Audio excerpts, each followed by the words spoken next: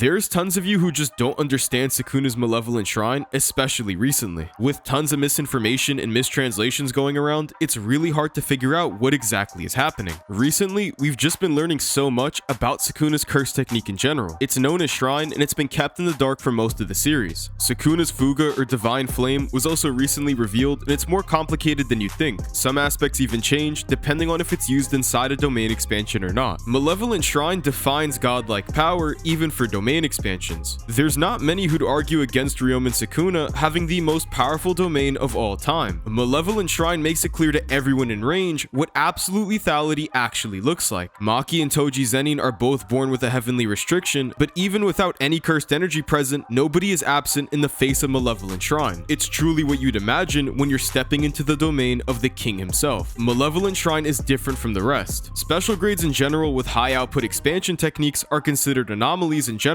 However, Sukuna redefines what it means to be in your own tier. Satoru Gojo's infinite, immeasurable, or unlimited void already stood alone, but it was useless in the face of Malevolent Shrine. Without making some last-minute serious parameter changes, Infinite Void was quickly ripped to shreds. Domain expansions are when a sorcerer reaches their peak. It pushes them to be at their strongest. But Sukuna's Malevolent Shrine is like the ultimate weapon on his own battlefield against other sorcerers who are also pushing themselves to be at their maximum power. Combined with how Fuga or his Flame Arrow is used in Malevolent Shrine, it's clear why Mahoraga was beaten down in one blow. Malevolent Shrine is like a trump card in a deck full of aces. No other domain can compete. However, it's not always so simple. After all, special grades are different, and that's what makes them special in the first place. What makes this domain so complicated? What about this level of domain expansion seems so unattainable for anyone else who isn't a god like Sukuna? What does Sukuna's Divine Flame, Furnace, or Fuga have to do with this domain expansion? In this video, I'll be explaining everything that's so divine about Malevolent Shrine. You can watch this video for a guide on Sukuna's Shrine curse technique, but it's mainly focused on the Flame Arrow and his domain expansion Malevolent Shrine. If you're not going to subscribe, at least make sure to like the video, because 99% of you guys just aren't subscribed anyways, and comment down below some video ideas that you want to see be done. Domains in general are created with 3 variables in mind that all need to come together to manifest expansion. Domain expansions are just innate domains that have been brought into reality, but Sukuna's Malevolent Shrine does this a little bit more literally. Your innate domain is something that you have since birth. It's also not exclusive to sorcerers. Everyone has their own mental landscape that comes directly from the soul itself. That's your innate domain. Sukuna's is one of the few innate domains that we actually get to see without the use of a domain expansion. Whenever Sukuna and Yuji would have their own private conversations, they take place in a hell-like environment, and that's Sukuna's innate domain. Malevolent Shrine is created by taking that innate domain and expanding the landscape into reality. Domains in general are created by imbuing the barriers with the caster's curse technique. Obviously, Sukuna's domain is imbued with his curse technique Shrine, and it works in total combination with the barrier itself to create domain expansion Malevolent Shrine. Every domain brings forward the caster's innate domain into reality, but again, Malevolent Shrine acts on this concept a little bit more literally. Other domain expansions also manifest their own environment, but it's usually inside a barrier kept closed with an outer shell. Gojo, Yorozu, Yuta, Hakari, and literally everyone who isn't Kenjaku and Sukuna all entrap their opponents within an outer shell. Generally, domain expansions are kept closed with some dark sphere-like orb, and that's called the outer shell. Outer shells are not the barriers themselves. This is just a blatant misconception. There's a lot of people in the fandom who believe that because Sukuna and Kenjaku don't have domain expansions with black outer shells, they also don't contain barriers. It's a misconception that's not really born from stupid interpretations, but more because of the official translations for the manga itself. You could try reading the official digital or even paperback versions for volume 14 or chapter 119, but you'll still find this mistranslation. When expanding Malevolent Shrine on Mahoraga, our narrator says that Sukuna's domain is divine because it's an innate domain that's brought into reality, but without using a barrier. There's another translation by Lightning that clarifies this mistranslation. Lightning is also a licensed translator who's not only currently working at Viz, but even translated official Jujutsu Kaisen chapters before. It's actually supposed to be read as the ability to materialize one's innate domain without closing its barrier, not that the barrier itself doesn't exist. During a callback to this exact panel in the official release, Kenjaku says the same thing about Sukuna deciding against closing his barrier. Malevolent Shrine also has its own sure hit technique, which wouldn't be possible without having a proper barrier. Closing the barrier creates an outer shell, which Sukuna also says he can do perfectly fine and almost did before his brain was fried with unlimited void. Open barrier domain expansion is not something that we really have any idea of how to replicate. There's nobody from the modern age who can even pull it off. It's like an artist painting on air instead of a canvas. Sukuna doesn't need his own space when he can just use the world around him. It's not really something that makes sense with the modern age's knowledge on Jujutsu. open barrier domain expansion would be like watching a Jaded video but without the screen. It's like running computer software without any hardware. What's supposed to be the board to draw out your innate domain doesn't exist in Malevolent Shrine on an actual shell. Instead, Sukuna's using the air itself. Open barrier domain expansion is something that Kashimo can't believe, Hakari thinks is insane, and Yuta flat out claims as absurd. Forget trying to figure out exactly how to do this yourself, because the modern era didn't even think it was possible before today. Initially, it's definitely very impressive, but it only seems like a negative in hindsight. Closing off your barrier means trapping your opponents inside by using the outer shell. It only puts the caster at risk by expanding your domain and having the barrier be opened and not having that outer shell, meaning opponents can just run out prematurely. However, Sukuna chooses to embrace this negative and even uses it to his advantage. What I just described would be an escape route, which isn't entirely bad. Sukuna gives up the ability to trap his opponents to form a binding vow. By manifesting his own escape route, Sukuna gives just enough to leverage his way from Malevolent Shrine having increased range. While in theory you could escape by running out of its range, it's a lot easier said than done. Clashing against the Malevolent Shrine is definitely risky for anyone. No one is coming out unscratched. Currently, we don't really have any idea what determines the exact outcomes of two domains clashing whatsoever. Gojo says it can come down to a few things like compatibility and cursed energy, but also refinement. Whoever's domain is more polished will reign supreme, but that still doesn't tell us much at all. Malevolent Shrine is said to be truly divine. It's a godlike domain that's performing the impossible with an open barrier expansion, but still manages to clash evenly with Unlimited Void. Considering Gojo and Sukuna are both the two strongest sorcerers that we know of ever in history, clashing evenly against any of those two domains is definitely not something just anybody could achieve. Whatever floor you have to stand on to reach that level is already pretty high. Breaking the power ceiling and overpowering Malevolent Shrine is something that I could imagine possible in theory, but impossible for anyone who'd ever attempted in the modern age. Best case scenario would be clashing evenly just like Infinite Void. You're not going to overtake this domain. Malevolent Shrine's real threat during clashes isn't just suppressing other domain expansions, it's the range that I mentioned earlier. Leveraging that binding vow using a built-in escape route means the Malevolent Shrine has nearly 200 meters of range. Entire city blocks can be contained inside. Since the barrier's effective range far exceeds your average domain expansion's closed barrier with an outer shell, Sukuna's domain can keep breaking opponents' domains from the outside. Within the potential 200 meters is definitely more than enough room to crack open just about any domain expansion. Malevolent Shrine's range can also be adjusted. Malevolent Shrine's range being decreased means the damage that would usually occur over a 200 meter radius can be concentrated down and focused onto a smaller point. Sukuna can customize Malevolent Shrine's range in return for even more damage, but even at its maximum range of 200 meters, Sukuna can still level entire cities to dust. So just imagine how much damage per second could be done if all that damage occurred in a much smaller point. Malevolent Shrine releases that lethality to cut down entire cities with two forms of sure hit techniques. Sukuna's Curse Technique Shrine has two different variations of slashing attacks. Both of them work independently inside Malevolent Shrine and can't be seen with the naked eye. Dismantle is the default slash. It's specifically used and targeted against inanimate objects. Normally, domain expansions ignore inorganic matter and they're not seen inside the domains. Things like buildings, cars, and objects without cursed energy aren't kept inside. But because Malevolent Shrine is an open barrier expansion, these objects stay present within Malevolent Shrine and are accounted for by Sukuna's dismantles. Maki and Toji, who don't have cursed energy and can't normally be targeted by domains, can still be caught inside Malevolent Shrine. Barriers that work to create a separate space ignore inanimate objects. Domains will still consider you an inanimate object if you don't have cursed energy. Since Sukuna isn't creating a separate space, he doesn't have to set aside Maki or Toji, and they'll still be targeted by Malevolent Shrine. Cleave is the secondary slashing technique. It's focused on targets that have cursed energy. Cleave will automatically adjust depending on the opponent's cursed energy reinforcement and toughness, and after making this adjustment, Sukuna can cut down opponents in one slash. Obviously, even after the adjustment, you can still survive being hit with Cleave. It's just much more deadly than the regular Dismantle. Both Cleave and Dismantle attack within the decided range relentlessly, and with guaranteed hits, every target inside Malevolent Shrine is slashed down until the domain ends. We've seen Sukuna's Kamino used twice at the end of Malevolent Shrine. Kamino is the official name for his fire arrow, the same attack that we see launched at Jogo and Maharaga at the end of Shibuya. Throughout the series, we really haven't had any explanation for this technique at all. It's been mostly kept in secret, and there's also been multiple names that have been given throughout the series: Flame Arrow, Divine Flame, Furnace, and Fuga, but it's officially called Kamino. If Sukuna plans on activating Kamino, he needs to first use Dismantle and Cleave. Our narrator calls those the cooking preparations to open the door to the furnace. Sukuna's flames definitely have the strength and power to burn down even special grades, but it's lacking in the speed department. Besides having no speed, it's also got a very small area of effect. Kamino or Furnace is both slow and it can't really be used on a scale as large as Malevolent Shrine, but Sukuna solved this problem by making another binding vow, but this time with himself. With the exception of during a domain expansion, Furnace is forbidden when fighting multiple opponents. Sukuna gives up the ability to use Furnace on multiple people, except if it's during Malevolent Shrine. With this binding vow in place, it's a real threat to anyone who's still inside Malevolent Shrine's range. Cleave and Dismantle have to be activated to start the cooking process. Malevolent Shrine's 2 sure hit attacks that I already explained earlier automatically get started on preparing Furnace by automatically using Cleave and Dismantle whenever the domain is activated. Malevolent Shrine makes using Furnace super convenient for Sukuna.